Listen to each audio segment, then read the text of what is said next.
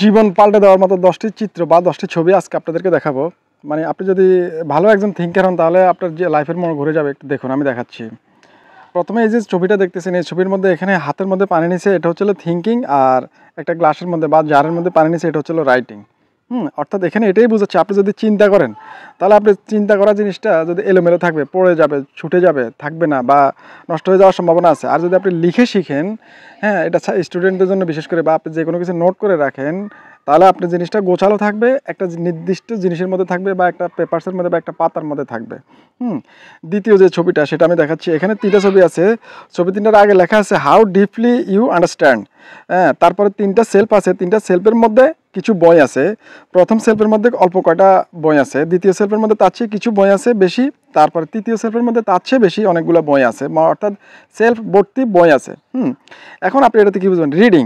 হ্যাঁ, আপনি যদি আপনি শুধু পড়েন তাহলে আপনি অল্প কিছু জানতে পারবেন, অল্প কিছু পড়তে পারবেন, অল্প শিখতে পারবেন। তারপর যদি আপনি ডুইং, আপনি পড়েনও করেনও, তার মানে আপনি তার চেয়ে অনেক বেশি কিছু ভালো কিছু করতে পারবেন বা ভালো কিছু শিখতে পারবেন। হ্যাঁ, আপনি ভালো কিছু আয়ত্ত করতে পারবেন। অর্থাৎ রিডিংয়ের চাইতে আপনি ডুইং করা, অর্থাৎ লেখা এবং সাথে পড়া এবং তার সাথে এটাকে স্টাডি করা বা প্র্যাকটিক্যালি করা, তার আপনি অনেক কিছু করতে পারবেন। হ্যাঁ, টিচিং, আপনি যদি শিক্ষাদান করেন, অর্থাৎ আপনি কোনো কিছু শিখছেন।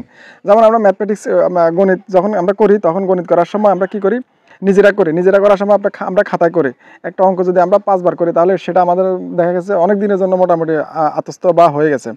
হ্যাঁ, কিন্তু আপনি যদি এই যে অঙ্কটা যদি কাউকে শিখান, করে শিখান, বা কোনো কিছু অঙ্ক, শুধু গণিত না, অন্য যে কোনো কিছু যদি আপনি করে শিখান, বা ত্রিকোণমিতি বলেন, বা আপনি যে কোনো কিছু ইকুয়েশনগুলো বলেন, যদি কাউকে যদি আপনি শিখাতে যান, হ্যাঁ, তাহলে কিন্তু আপনার এটা মানে দীর্ঘমেয়াদী এটা আপনার হয়ে গেছে। মানে অর্থাৎ এখানে বোঝাচ্ছে টিচিং যদি আপনি দেন, আপনার পুরা সেলফ, মানে আপনার পুরা জিনিসটাই পরিপূর্ণ থাকবে, শিখতে পারবেন, করতে পারবেন, মানে আপনার এই জিনিসটা কোনো অভাব হবে না। হ্যাঁ, তারপরে চিত্রটা হচ্ছে হলো ইউর মাইন্ড। হ্যাঁ, ইউর মাইন্ড, এখানে 3টা লাগেজ বলেন বা যেটাই বলেন, আপনার কাপড়ের গোছানোর ব্যাগ বলেন, যেটাই বলেন, আছে 3টা ব্যাগ আছে। একটা হচ্ছে হলো বিফোর রাইটিং, এটাতে কী বোঝাচ্ছে আমি সেটা বলতেছি। একটা হচ্ছে হলো বিফোর রাইটিং, দ্বিতীয়টা হচ্ছে হলো ডিউরিং রাইটিং, তৃতীয়টা হচ্ছে হলো আফটার রাইটিং। বিফোর রাইটিং, আপনি যখন কোনো কিছু শিখতে যান, শিখে দেখা, যেমন আমরা পড়া পড়ি, যারা বা কোনো কাজ করি, অথবা আপনি যে কোনো কাজ শিখতে যায় বা শিখেন। হ্যাঁ, বিফোর রাইটিং, এটাতে রাইটিং দিয়ে বোঝাচ্ছে। আপনি যদি, আমি পড়া দিয়ে বুঝালে জিনিসটা বেশি সহজ হবে। যখন আপনি একটা স্টুডেন্ট বা যে কোনো ছাত্র, যদি আপনি কোনো কিছু লেখার আগে জিনিসটা যেভাবে থাকে, অর্থাৎ লাগেজের মধ্যে আপনার কাপড় গোছানো যে ব্যাগটা আছে, ব্যাগের মধ্যে সেটা এবড়োথেবড়োভাবে এক জায়গায় শুট করে পড়ে আছে। আরে আপনি লিখলেন না, বা আপনি শুধু জিনিসটা জানলেন। কিন্তু তারপর হচ্ছে হলো ডিউরিং রাইটিং, যখন আপনি শিখতে গেলেন, লিখতে গেলেন, লেখার সময়ের অবস্থা হচ্ছে হলো, মানে আপনি লিখলেন না, শুধু মুখস্থ করলেন, এখন আপনি লিখলেন।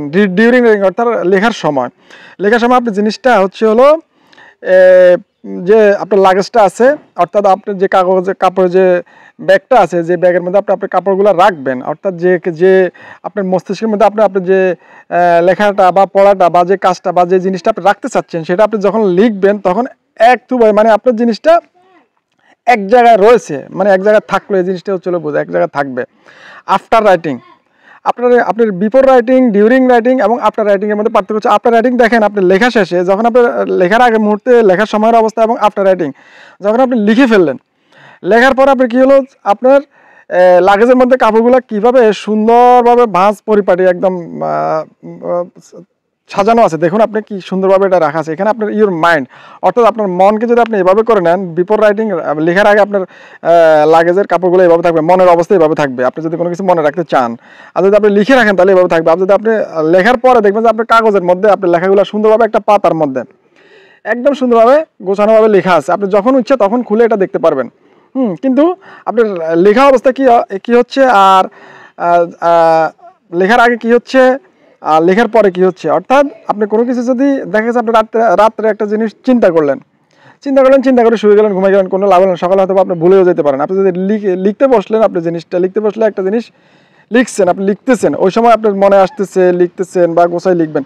আর লেখার পরে হচ্ছে হলো জিনিসটা একদম সাজানো রইল।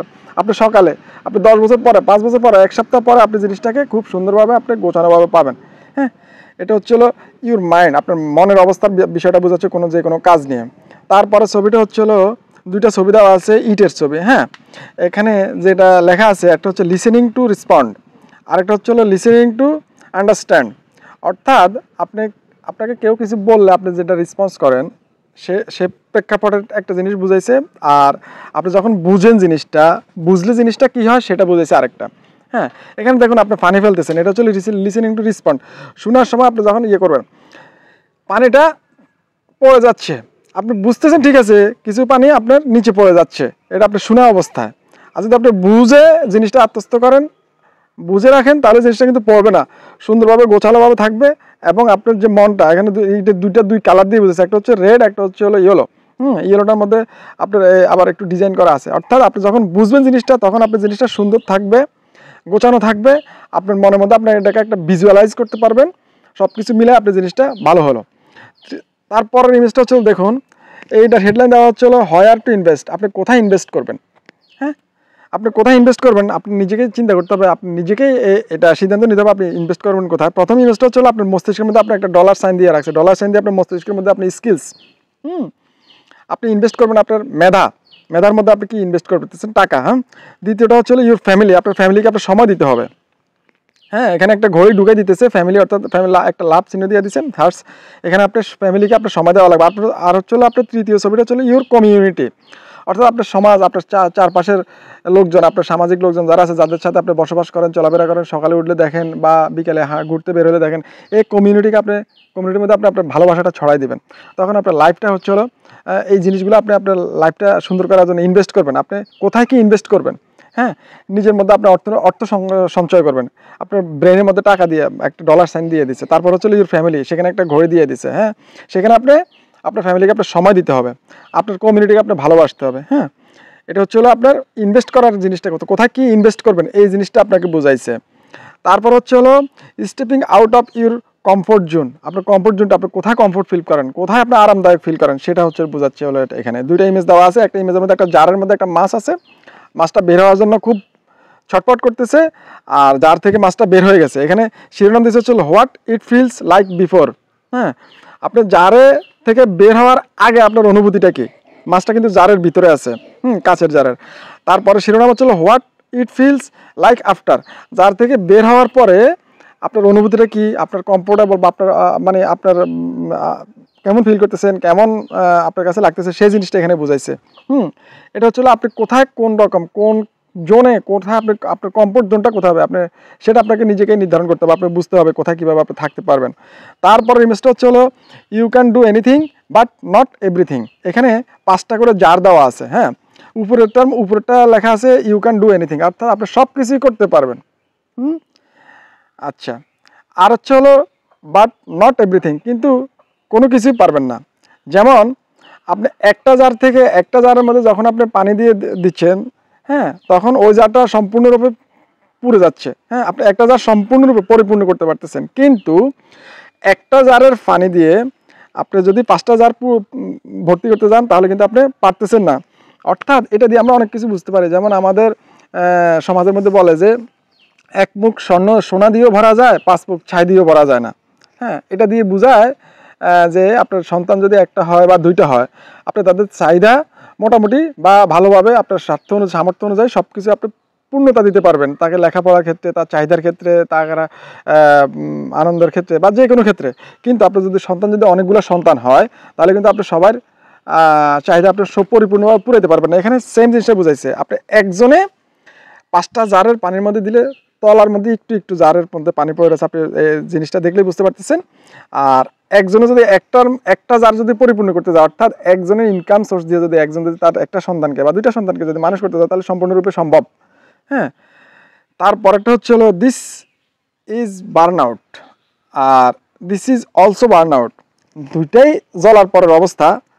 হ্যাঁ, বিষয় হচ্ছে হলো একটা নিচের 3টা চিত্র এখানে আপনি সংরক্ষণ করে রাখছে, 3টাকে, আর উপরেরটা সংরক্ষণ করে নাই, একদম জ্বলে গেছে, জ্বলতেছে, মোটামুটি আগুন লাগাই দিছে, এরকম অবস্থার মধ্যে বুঝেছে। এটা দিয়ে হচ্ছিল আপনি অনেক কিছু বুঝতে পারেন। তবে আমি সহজভাবে যেটা বুঝি সেটা হচ্ছিল, যেমন আমরা অনেক কিছু জানি। হ্যাঁ, কিছু মানুষ আছে তাদের স্কিল পরিপূর্ণ, দেখা গেছে সে মেকানিক্যাল কাজ জানে, সে মোবাইল হার্ডওয়্যারের কাজ জানে, মোবাইল সফটওয়্যারের কাজ জানে, তারপরে সে ইলেকট্রিক কাজ জানে, সে ফার্মিং করতে পারে, সে কৃষিকাজ করতে পারে, সে নার্সিং করতে পারে, কিন্তু সে কিছুই পারে না, কিছুই হচ্ছে না তার দ্বারা। আর যদি আপনি একটা করেন সুন্দরভাবে, আপনি যদি সবগুলো মিলায় একটা জিনিসকে আপনি যদি সংরক্ষণ করে রাখেন বা যত যাই কিছু করতে পারেন, সেটা আপনি ভালোভাবে পরিপূর্ণভাবে সুন্দর থাকবে, করতে পারবেন। যাই হোক, তারপর জিনিসটা হচ্ছে হলো থিঙ্কিং, ওভার থিঙ্কিং। সহজভাবে বোঝা যাচ্ছে, এখানে থিঙ্কিং বোঝা যাচ্ছে হচ্ছে আপনি আপনার এই আপনি যখন কাঠ পেন্সিলটা কাটার মধ্যে কাটতেছেন, থিঙ্ক করতেছেন, জাস্ট আপনি চিন্তা করতেছেন যে কোনো জিনিস, চিন্তা করে আপনি কাজ করবেন, আগাবেন, আপনি জিনিসটা সুন্দর রইলো, থাকলো। যতটুকু চিন্তা করতেছেন, যেভাবে রাখতেছেন সেভাবে থাকলো, যে আমি এটা করবো, চিন্তা করতেছি, যাচ্ছি, করতেছি। ওভার থিঙ্কিং, আমি বসে বসে ওভার থিঙ্ক করতেছেন, সারা রাত চিন্তা করতেছেন যে এটা করতেছি, করবো, এটা করবো, করার পর এটা করবো, ওখানে যে এটা করবো, থাকবো না, কিছু হলো না, মানে আপনার মেধাটা আউলে জল হয়ে যাবে, ব্রেনটা আউলে জল হয়ে যাবে। সেটাই বুঝেছি ওভার থিঙ্কিং জিনিসটাকে, থিঙ্কিং দিয়ে।